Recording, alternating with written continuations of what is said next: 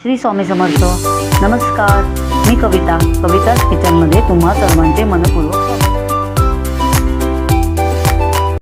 चला तर मंडळी, आज बनवूया चखना रेसिपी. बघा, त्यासाठी इथे मी कलेजी आणि पेठा घेतलेला आहे. त्याचे बारीक बारीक तुकडे करून घेतले, स्वच्छ धुवून घेतलेले आहे. तर बघा, याच्यामध्ये आपण हळद घालून घेऊया. हळद घालायची, मिरची पावडर टाकले. मिरची पावडर घालून घ्यायची. चवीनुसार मीठ घालूया. आता आवडीप्रमाणे तुम्ही तिखट घाला ते. तर मीठ घातलं चवीनुसार. आणि लसूण घालायचा, नुसता लसूण असा छानपैकी भरपूर घालायचा. खार होतो लसणाचा, तो खूप छान टेस्ट लागते. तसं सगळं चांगलं मॅरिनेशन करून घ्यायचं आहे. बघा, हे चखना रेसिपी म्हणजे का, तर ही फक्त नुसते असे चखण्यापुरताच असते ती अशी, म्हणून चखना रेसिपी. तर बघा, इथे कढई ठेवलेली आहे मी. कढईमध्ये आपण तेल घालूया. तर 1.5 पळी इथे मी तेल टाकलेलं आहे. 1.5 पळी तेल टाकले. आणि आता आपण याच्यामध्ये हे कलेजी पेठा बारीक बारीक तुकडे करायचे, म्हणजे छान लागतात. मोठे नाही करायचे.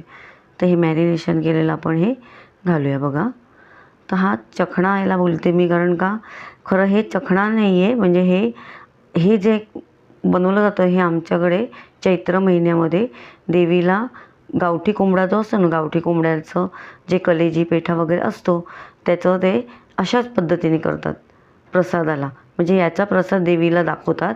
केळीच्या खोल्यामध्ये, केळीच्या पानामध्ये फक्त याचा प्रसाद दाखवतात. आणि हा प्रसाद दाखवून मग कुटुंबातल्या सगळ्या लोकांना हा प्रसाद वाटला जातो थोडा. तर बघा, अशा पद्धतीने हे केलं जातं.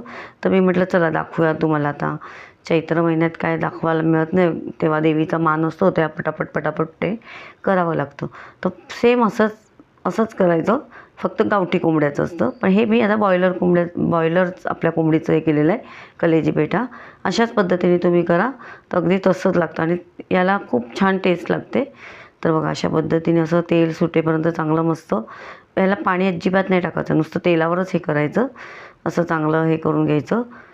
बघा, असं तेल सुटेपर्यंत चांगलं शिजून घ्यायचं. ते झाकण ठेवायचं, परत बघायचं. असं चांगलं तेल सुटेपर्यंत ते शिजतं, तेलावरच ते शिजलं जातं चांगलं. मग आता ठेवलेलं आहे शिजत.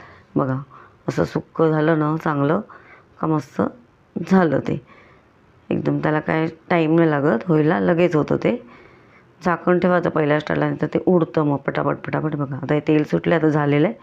आता आपण हे काढून घेऊ. बघा, असं मस्त चखण्यासाठी खूप एक नंबर, खूप छान. आमच्याकडे ते त्या दिवशी देवीचा मान असतो तेव्हा पुऱ्या वडे करतात, तेव्हा ह्या पुरीबरोबर वगैरे खायला मस्त, म्हणजे खार तो खायला छान लागतो खार. बघा, तशा पद्धतीने तुम्ही पण करा चखना. आता 31st तर आलेलंच आहे, मग करा असं 31st स्पेशल चखना. तर तुम्हाला असा हा व्हिडिओ कसा वाटला, तर आवडल्यास लाईक करा. आणि कोण असं करतं प्रसादाला, चखण्याला, ते मला कमेंट करून सांगा. वरून अशी कोथिंबीर टाकायची आणि मस्त खाण्यासाठी एक नंबर. तर नक्की ट्राय करा. तर खाण्यासाठी तयार आहे चखना.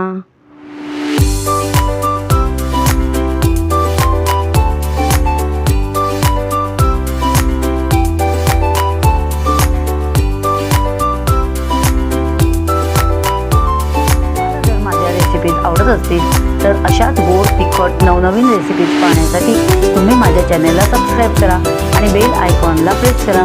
याने मी अपलोड केलेल्या रेसिपीज सर्वात आधी तुम्हाला पाहायला मिळतील. चला तर मग आज इथेच थांबू आणि नवीन रेसिपीज घेऊन पुन्हा भेटू. धन्यवाद.